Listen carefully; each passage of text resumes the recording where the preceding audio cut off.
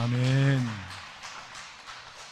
사랑의 종소리가 우리를 감사하게 해달라. 우리 찬양대의 이 찬양의 고백이 잠시 저로 하여금 어렸을 적에 들렸던 그 종소리가 또 마음에 와닿는 시간이었습니다. 시골에서 교회가 있었고 이제 수요일과 주일이면 예배 시간 전에 종이 울렸지요. 종이 울리면 예배가 시작되는구나, 많은 사람들이 교회로 모이는구나 라는 것을 어릴 때부터 듣고 또 보고 그 자리에 있었습니다. 사랑의 종소리, 사랑의 종소리. 종소리가 울릴 때마다 예배에 가야 되는구나, 교회가 우리를 부르는구나, 이 마음이었습니다. 저와 여러분 가운데에 우리 하나님께서 여러분에게 들려주시는 그 종소리를 들으시고 주님께로 가야 돼, 주님께 말씀을 들어야 돼, 주님의 사랑 안에 머물러야 돼 라는 마음이 더욱더 충만하게 역사되어지기를 주님의 이름으로 축원드립니다. 18세기에 올리버 골드 스미스라는 사람이 있었습니다. 그는 매우 친절한 사람이었습니다. 또한 여러 가지 재미있는 책을 저술한 작가이기도 합니다. 그는 성공의 신자였고 목사님의 아들이었습니다.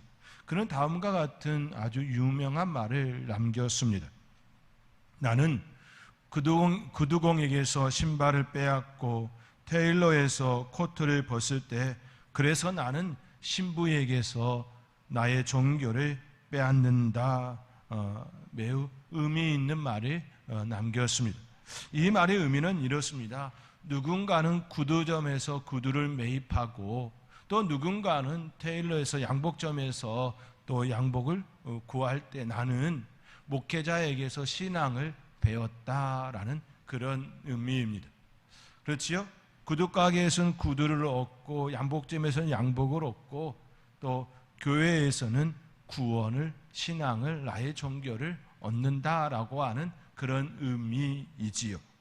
이는 그가 어디에 중심에 두고 있는지에 대한 철학적 심오한 사고입니다. 올리버 골드 스미스는 착한 마음씨를 가졌습니다. 그는 언제나 가난하고 어려운 이웃들에 대하여 마음을 품고 살아가는, 언제나 다른 사람들을 돕고 자기가 가진 것이 무엇이든 다른 사람에게 주는 것을 아까워하지 않는 그런 인물이었습니다.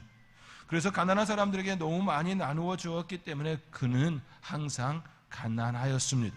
사람들은 그를 의사 골드 스미스라 불렀습니다. 왜냐하면 의학 공부를 하였고 비록 개원하여 실패하였지만 의사는 맞는 이야기이기 때문입니다.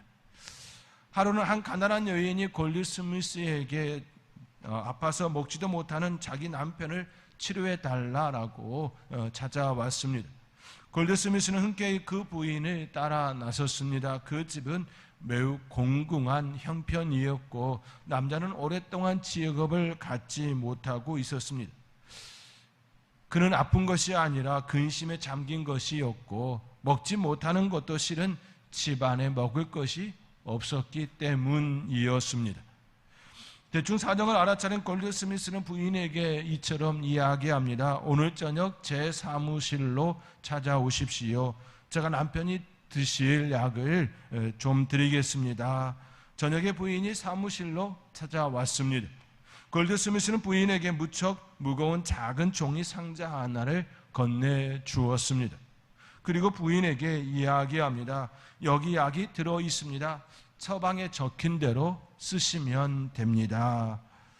그러면 남편에게 큰 효험이 있을 것입니다. 그러나 집에 도착하기 전에 절대로 상자를 열지 마시기 바랍니다. 라는 부탁의 말을 남겼습니다. 그때 부인이 골드 스미스에게 묻습니다. 어떻게 복용해야 합니까? 라고 묻습니다. 상자 안에 사용법이 있습니다. 라고 골드 스미스는 이야기합니다.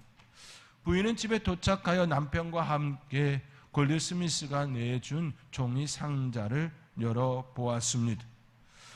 그 작고 무거운 작은 상자 안에는 과연 무엇이 들어있었을까요? 놀랍게도 상자 안에는 금은보화가 가득 담겨져 있었습니다.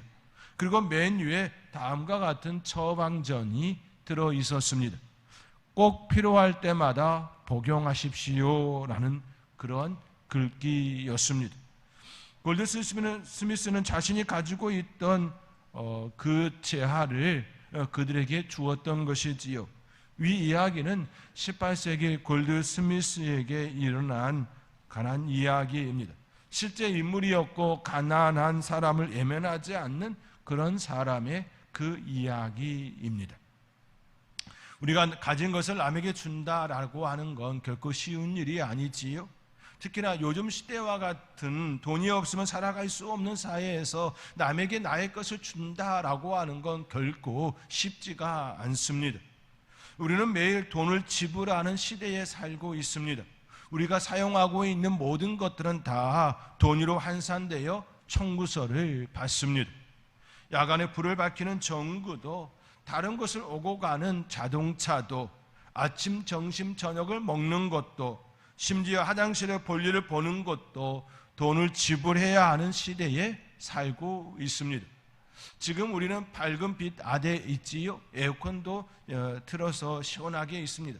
이 모든 것들은 다 시간이 지나면 청구서를 우리 교회에 또 우리에게 또 지불합니다. 보내지요. 그러면 우리는 돈을 지불해야 하는 그런 모습을 갖습니다. 예전에는 그렇지 않았지요. 어지간한 거리는 다 걸어 다녔습니다. 아침, 점심, 저녁 창거리는 집 근처에서 나오는 텃밭에서 제공하였습니다. 닭이 낳아준 계란을 꺼내어 먹었습니다. 저도 어렸을 적에 마당에서 있는 그 계란을 담은 적이 있습니다. 이 닭들이 꼭 일정한 곳에서 낳으면 좋은데 그렇지 않고 사방에다가 계란을 낳은 바람에 그렇게 찾아다녔던 그런 기억이 있습니다. 화장실은 비록 냄새나고 볼일 보는 자리가 불편하였지만 그 모든 것들은 걸음을 내는 아주 좋은 재료가 되었습니다. 그러나 지금은 전혀 그렇지가 않지요. 물질은 우리 사회를 지배하는 상위 계층이 되었습니다. 돈이면 무엇이든 할 수 있다고 생각하게 만들었습니다. 사람을 구하는 일도, 사람의 생명까지도 돈이면 다 된다는 식의 구조가 우리 사회에 깊숙이 들어왔습니다. 그만큼 우리의 삶의 자리에 돈이 깊숙이 들어왔다라는 말이기도 합니다. 저는 지금 돈이 필요 없다거나 돈이 전부다라는 식의 이야기를 하려는 것이 아닙니다. 돈이 우리 사회에 깊숙이 들어왔다는 말씀과 더불어 그 돈이 갖는 위력이 무시할 수 없는 사회에 산다라는 그런 말이지요. 이러한 사회를 살아가는 우리에게 물질은 매우 중요한 자리에 있습니다. 매우 중요한 자리를 차지합니다. 이는 믿는 사람이든 믿지 않는 사람이든 상관하지 않습니다. 물질은 그렇게 우리의 삶의 자리에 깊숙이 들어왔습니다. 이러한 모습은 지금 우리 사회뿐만 아니라 주의 형제 야고보가 살았던 시대에도 있었음을 본문의 말씀을 통해 살짝 엿볼 수가 있습니다. 주의 형제 야고보는 물질에 대하여 우리에게 중요한 메시지를 주고 있습니다. 오늘 본문 1절의 말씀입니다. 오늘 본문 1절의 말씀 우리 함께 읽겠습니다. 들으라 부한 자들아,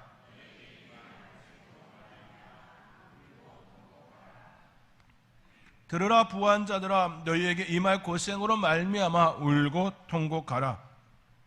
주의 형제 야고보는 부한 자들에게 매우 엄중하면서도 무서운 경고의 메시지를 주고 있습니다.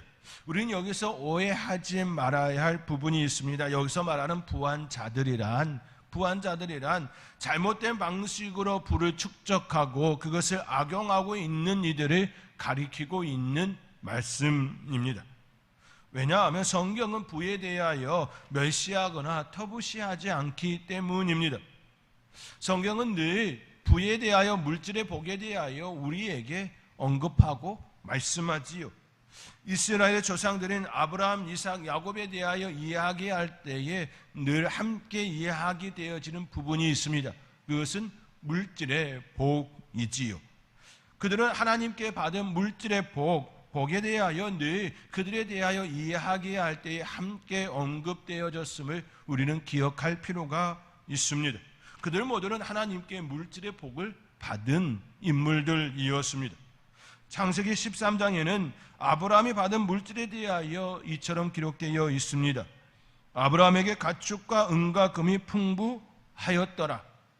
아브라함 일행 롯도 양과 소와 장막이 있으므로 그 땅이 그들이 동거하기에 넉넉하지 못하였으니 이는 그들의 소유가 많아서 동거할 수 없었음이니라. 아브라함의 소유가 많아지고 그의 일행 조카 롯도 소유가 많아져서 둘이 함께 기거할 땅이 넉넉하지 않아서 서로 갈라지게 되었다라는 말씀이 바로 창세기 13장의 말씀의 내용입니다. 얼마나 많이 많았는지 둘이 함께 기거할 수 없는 땅이 되었다라는 것이지요. 땅보다 물질이 많아졌다라는 말씀입니다. 창세기 26장에는 이삭이 받은 물질의 복에 대하여 말씀하고 있습니다. 창세기 26장 12절 이하의 말씀에 이삭이 그 땅에서 농사하여 그 해에 100배나 얻었고 여호와께서 복을 주심으로 그 사람이 창대하고 왕성하여 마침내 거부가 되어. 아브라함의 아들 이삭도 하나님께서 그에게 복을 주어서 마침내 거부가 되었다라고 말씀합니다. 이 말씀은 이삭이 아브라함 아버지로부터 재산을 물질을 물려받아서 그가 부가 되어졌다, 거부가 되어졌다 그렇게 말씀하지 않습니다. 이삭이 그 땅에서 농사하여 그 해에 100배나 얻었고 여호와께서 복을 주심으로 그 사람이 창대하고 왕성하여 마침내 거부가 되었다라고 말씀합니다. 그가 애쓰고 수고하여 그가 함께 일하는 그 농부들로 인하여 종들로 인하여 그가 부가 되어졌다, 거부가 되어졌다라는 이야기인 것이지요. 세습에 대한 부분만이 아니라 하나님께서 아브라함에게도 복을 주셨고 이삭에도 복을 주셨다라고 하는 그런 측면이 오늘 말씀 가운데 드러나 있습니다. 양과 소가 때를 이루고 종이 심이 많음으로 블레셋 사람이 그를 시기하여 이삭의 소유가 얼마나 많았는지 블레셋 사람이 시기할 정도로 많아졌다라고 성경은 이처럼 증언하고 있습니다.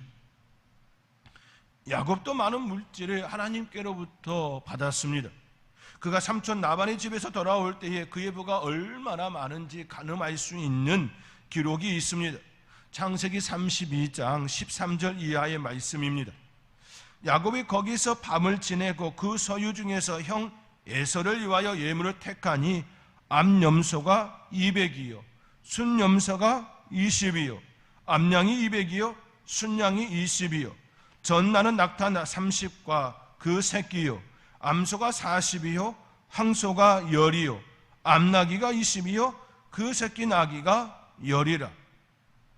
형 에서에게 줄 예물이 적은 물량이 아니었음을 이처럼 기록되어 있습니다. 그런 종들에게 이것을 두 때로 나누어서 형 에서에게 먼저 보냈습니다. 그만큼 하나님께서는 야곱에게 물질의 복을 허락해 주셨습니다. 이 물질의 복 역시 아버지로부터 받은 것이 아니지요. 아버지 이삭의 집에서 그가 나아갈 때는 빈털털이 아무것도 없는 상태였습니다. 베델에서 돌 베개를 베고 자는 그의 모습이었습니다. 그때 꿈에 하나님의 전사가 나타나고 사다리로 하늘에 이어지고 오르락내리락 하면서 하나님께서 그에게 약속해 주심이 되었습니다.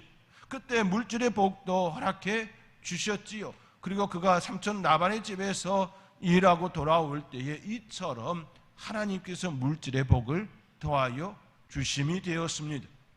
아브라함도 이삭도 야곱도 당대에 그들에게 하나님께서 복을 주셔서 이러한 물질의 복을 받게 되었다라는 말씀이기도 합니다. 이처럼 성경은 물질의 복, 부에 대하여서 멸시하거나 무시하거나 터부시하지 않습니다. 아브라함의 복이 될지라, 아브라함에게 복이 될지라 말씀하시는 것과 같이 믿음의 자녀들이 형통하기를 간절히 바라시는 분이 바로 우리의 하나님이십니다. 우리의 하나님은 하나님의 자녀들이 형통하고 잘 되어지고 부가 일어나기를 간절히 바라신다라는 것이지요. 이스라엘의 조상들 아브라함과 이삭과 야곱의 그 물질의 복을 말씀하시는 이유는 그 이스라엘의 하나님의 은혜가 임하여지기를 원한다라는 말씀이지요. 지금 이 시대에 살아가는 주의 자녀들에게도 동일한 말씀이라는 것을 우리는 기억할 필요가 있습니다. 성경은 아브라함, 이삭, 야곱뿐만 아니라 실제로 하나님을 믿는 그들에게 물질의 복을 충만히 주셨음을 우리는 성경을 통하여 알 수 있습니다. 그러한 은혜가 저와 여러분 가운데에 역사되어지기를 주님의 이름으로 축원드립니다. 그렇다면 오늘 본문에 나오는 부한자들, 이 부한자들은 무엇을 의미하는 것일까요? 앞서서 잠깐 말씀드린 바도 있지만 주의 형제 야고보가 말하는 부한자들이란 하나님의 뜻을 알지도 못하고 자기의 배만 채우고 욕심과 욕망을 가득한 이들입니다. 이들은 하나님을 위해 사는 자들이 아니라 자신의 욕망을 위하여, 자신의 욕심을 위하여 그렇게 부를 축적하는 이들입니다. 그들은 부를 축적하기 위하여 마땅히 줘야 할 품삯을 주지 않는 자들이었습니다. 그런 억압과 착취로 자기의 부를 이룬 자들이었다라는 말씀이지요. 오늘 본문 4절의 말씀입니다. 오늘 본문 4절의 말씀 우리 함께 읽겠습니다. 보라, 너희 밭에서 추수한 품꾼에게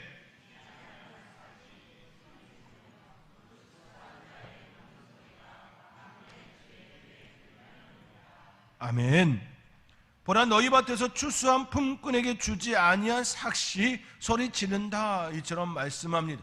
즉 그들이 부를 이룬 것은 억압과 착취를 통하여 부를 이루었다라는 것입니다. 품삯을 빼앗긴 품꾼들이 감히 그들에게 말하지 못하는 그런 실정이었음 또한 우리는 짐작할 수 있는 것이지요. 그들이 내뱉은 소리를 우리 하나님께서 들으셨다라는 말씀입니다. 그들에게 직접적으로 말하지 못하는 그 시대였기에, 그러나 하나님께서는 그들이 아이고 라고 하는 그런 소리를 들었다는 거 아닙니까? 힘들다, 괴롭다, 저 사람들 때문에 참 아프다라는 그런 이야기를 들었다라는 것이지요. 우리의 하나님은 힘없는 자들의 아버지가 되시고 재판장이 되어 주십니다. 우리가 교동문에 읽었던 것처럼 시편 68편 5절 말씀에 그의 거룩한 처소에 계신 하나님은 고아의 아버지시며 가부의 재판장이시라 말씀합니다. 우리 하나님은 억울하고 힘없는 자들을 굽어 살피시는 하나님이시지요.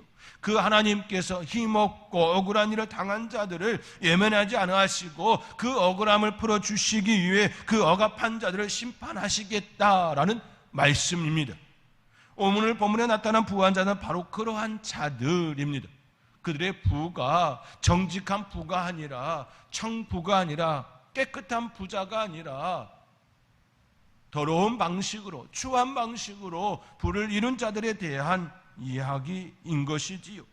그들이 쌓은 금은보화는 녹이 쓸었다라고 할 정도로 사용하지 않은 부에 대해 책망을 하고 있음을 우리는 기억할 필요가 있습니다. 금은보화는 썩지 않습니다. 녹이 쓸지도 않습니다. 그러나 주의 형제 야고보는 그렇게 말하지 않습니다. 오늘 본문 3절의 말씀입니다. 오늘 본문 3절의 말씀 우리 함께 읽겠습니다. 너희 금과 은은 녹이 쓸었으니 이 녹이 너희에게 증거가 되며 불같이 너희 살을 먹으리라. 너희가 말세에 재물을 쌓았도다. 아멘. 너희 금과 은이 녹이 쓸었다, 이렇게 표현합니다. 그 녹이 너희에게 증거가 된다라고 말하지요. 금과 은이 녹이 쓸었다는 것은 그만큼 활용하지 않고 축적해 두었다라는 말씀입니다. 우리 하나님께서 우리에게 불을 주시는 이유는 그 불을 잘 활용하라고, 잘 사용하라고 주시는 것이지요. 그 불을 하나님의 나라를 위하여 또 우리를 위하여 주신 그 불하고 말씀하여 주시는 겁니다. 쌓은 불은 아무리 많아도 아무런 소용이 없습니다. 한 가지 소용은 있군요. 마음이 든든한 것. 내가 쓰는 재물만이 진정한 나의 것입니다. 진정 내가 쓰는 것이 나의 것이지요. 돈의 가치는 그렇게 통장의 숫자로 판가름되지 않습니다. 돈의 가치는 내가 그것을 어떻게, 어디에, 무엇을 위해 사용하였느냐에 따라서 판가름이 되는 것입니다. 귀한 돈이 될 수도 있고 전혀 그렇지 않을 수도 있습니다. 또한 돈의 가치는 액수에 의하여 판가름되지도 않습니다. 같은 금액일지라도 아주 귀한 가치가 될 수도 있고 전혀 그렇지 않을 수도 있습니다. 같은 금액이라고 같은 가치라고 말할 수 없다라는 이야기입니다. 예를 들면 이렇습니다.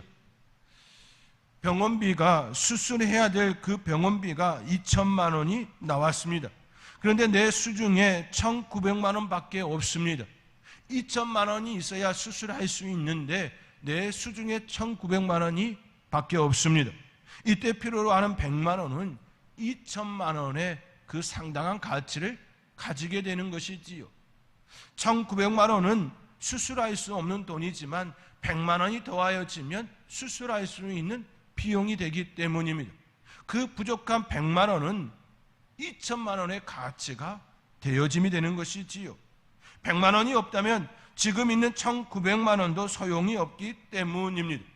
같은 액수일지라도 가치가 다를 수 있다라는 말이지요. 그러므로 우리는 우리에게 주어진 물질을 매우 유용하게 잘 사용해야 할 의무가 있다라는 말씀이기도 합니다. 내게 주어진 물질이 많고 적음에 대해 의기소침해질 필요도 없다라는 것이지요. 내게 있는 물질을 어떻게 귀하게 잘 사용할 것인가가 더 중요하다라는 말씀입니다. 그러나 우리 사회는 그렇게 말하지 않습니다. 먼저는 있고 없고를 이야기합니다. 그런 후에는 얼마를 가지고 있느냐 그렇게 또 이야기하지요. 사회는, 세상은 그렇게 이야기합니다. 자동차가 있느냐 없느냐 얘기하지요. 그 다음은 무슨 차를 가지고 있느냐 이렇게 접근해 오는 것입니다. 아파트가 있느냐 없느냐 이야기하고 어디에 사느냐라고 또 묻습니다. 이것이 세상이지요. 세상은 먼저 있고 없고를 이야기하고 또 무엇을 가졌느냐라고 그렇게 이야기합니다. 그러나 우리 하나님은 그렇게 하지 않습니다. 지금 내게 주어진 것을 어떻게 사용하고 있느냐 묻습니다. 얼마나 귀하게 사용하고 있느냐라고 묻습니다. 집도 마찬가지고 자동차도 마찬가지이고 소유에 있지 않다라고 이야기하지요. 어떻게 사용하고 있느냐 그것을 우리에게 말씀하고 있다라는 사실입니다. 우리는 여기서 한 가지 더 깊이 생각해야 될 점이 있습니다. 그렇다면 얼마를 가지고 있으면 부한자가 되어질까요? 얼마가 있어야 부한자일까요? 여러분들이 생각하는 것처럼 얼마를 가지고 있느냐의 문제가 아니라는 사실입니다. 예를 들면 이렇습니다. 1,000만 원을 가진 사람이 있다고 가정할 때에 100만 원을 소유한 사람에 비하면 부한자입니다. 그러나 1억을 가진 자에 비하면 적게 가진 자이지요. 결국 액수에 있지 않다라는 말씀입니다. 많이 가지고 있냐 없냐의 그런 문제가 아니라는 사실이지요. 주의 형제 야고보가 말하는 부한자들이란 결국 액수에 있지 않음을 우리는 기억해야 합니다. 그렇기에 주의 형제 야고보는 5절의 말씀과 같이 말씀하고 있는 것입니다. 5절의 말씀입니다. 우리 함께 5절의 말씀 우리 함께 읽겠습니다. 너희가 땅에서 사치하고 방종하여 살육의 날에 너희의 마음을 살찌게 하였도다. 아멘. 사치하고 방종하여 잘못 사용하고 있는 자들에 대한 말씀입니다. 사치하고 방종하게 사용하는 자들이 바로 부한자들이라 이처럼 말씀하고 있는 것이지요. 주의 형제 야고보는 두 가지를 이야기하고 있는 것입니다. 수입에 대하여 지출에 대하여 어떻게 거둬들였느냐에 대하여 얘기하고 있음, 또한 어떻게 사용할 거냐에 대한 지출에 대하여 이야기하고 있다라는 것입니다. 억압과 착취를 통하여서 거둬들인 그 부에 대하여 부정하다 이야기하고 있는 모습과 더불어 사치하고 방종하게 쓰는 그것 또한 부정하다, 그렇게 이야기하고 있는 것입니다. 수입에 대해서만 이야기하는 것이 아니라 수입과 지출에 대하여 그렇게 주의 형제 야고보는 우리에게 말씀하고 있는 것입니다. 사치하고 방종하게 사용하는 자들이 바로 부한 자들이라고 주의 형제 야고보는 말씀하고 있습니다. 우리는 늘 기억해야 합니다. 반드시 심판의 때가 있다라는 사실을 기억해야 합니다. 심판의 날은 우리로 하여금 경건하게 살게 합니다. 수입에 대하여 지출에 대하여 경건하게 살아가게 하는 열쇠가 되게 하지요. 심판의 날은 우리로 하여금 우리 자신을 되돌아보게 합니다. 왜냐하면 심판의 날은 우리의 날이 아니기 때문입니다.